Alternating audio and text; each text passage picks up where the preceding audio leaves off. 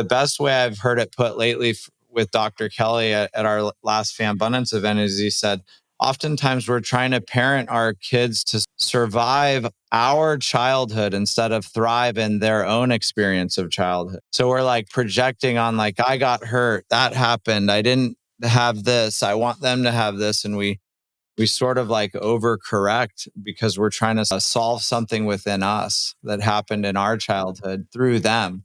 And that becomes this whole, you know, disconnecting and confusing thing for kids to be like, why are they so determined to see this little thing done in this little way? I see parents sometimes get so fixated on stuff. And I know why. I do too. I've been there. So I'm not faulting them, but we have to dissect why is it that that's something that's triggering us and be willing to admit like, oh, I'm only talking about this right now because I had an uncomfortable feeling inside of myself that I wanted to resolve.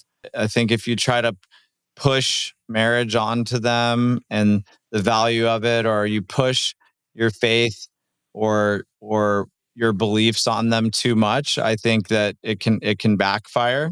So I think it's a sensitive thing where it's more about just living the example of it, so that they can see what a beautiful marriage looks like, and they can see the benefit of what faith does to pull you through a challenging moment or to give you peace or comfort when it's needed. And to, they have to sort of go on that journey themselves. Unfortunately, they're going to have to go out into the world. But hence your point of like, how do you prepare them for that? I think, you know, to me, it's how well can I start to demonstrate how a husband should treat a wife so that my daughter and your daughters can see the example of what that looks like.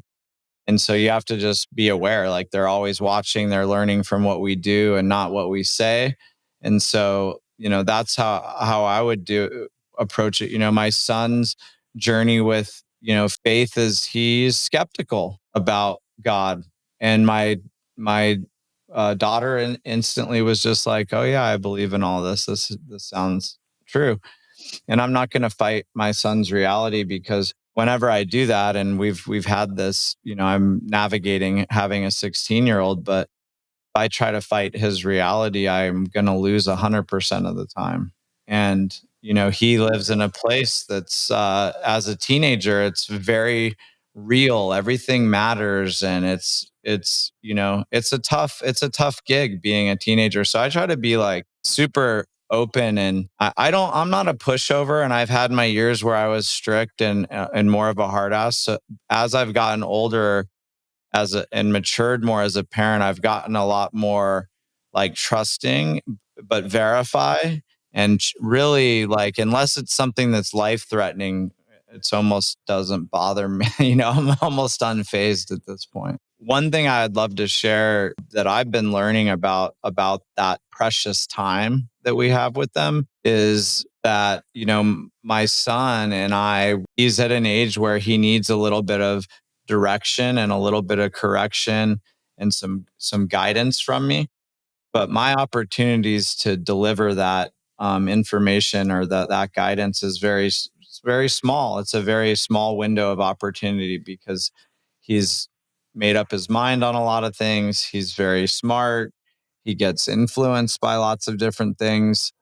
So to be one of those things that influences him, you have to break through the noise. And I think the only way to do that is to be very connected to them. And so I've been thinking about how much time do I spend trying to correct his behavior, and how much time do I spend just connecting with them?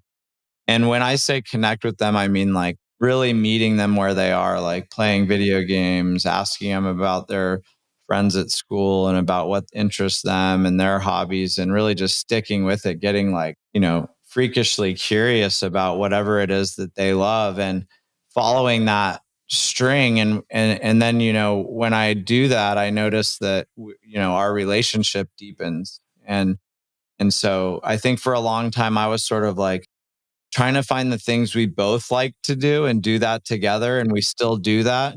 But now I'm okay with just things I don't even really love to do. As long as he and I, or my daughter and I, are connecting, then I'm down to do whatever that is now. So that's something where I try to focus most of my time on that. And then if I do have to correct them, I want it to not be a surprise, like, hey, we're going to have a weekly meeting and talk about school to keep you on track. So that way, if he falls off track from school and as an issue arises, we actually say, hey, I want to have a meeting with you on this. Can we talk about it at this time? I think a lot of times as parents, we sort of ambush them because we're emotionally having a sensation or a feeling and we want to fix it